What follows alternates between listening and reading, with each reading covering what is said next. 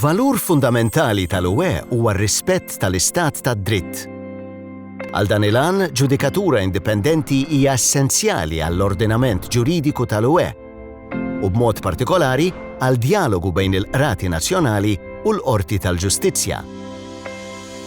Fil-waqt li kull pajjiż individwali jista' jorganizza s-sistema ġudizzjarja tiegħu kif irid hu, huwa ma jistax idajja fil-protezzjoni ġudizzjarja effettiva tad-drittijiet tal-UE. F'dawn l-aħħar snin, kawżi fejn azzjonijiet ta' gvernijiet nazzjonali allegatament dajfu l-indipendenza tal-ġudikatura ġew ippreżentati quddiem il-Qorti tal-Ġustizzja. Pereżempju, il-Qorti tal-Ġustizzja ċċarat li tnaqqis f'daqqa tal-età tal-irtirar għall-imħalfin sabiex jitneħħew u jiġu sostitwiti individwi jikser ir-regoli tal-UE kontra d-diskriminazzjoni għabbażi tal-età.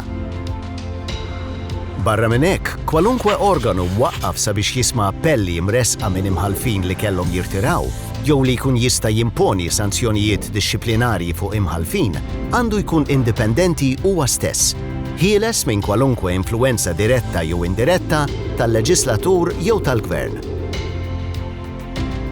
Sabiex jiġi żgurat li dawn l-aspetti oħrajn tal-istat tad-dritt jiġu rispettati, fl-2022 il-Qorti tal-Ġustizzja ikkonfermat li l-UE tista' tissospendi l-pagamenti mill-baġit tal-Unjoni lil pajjiż li jikser il-prinċipji tal-istat tad-dritt.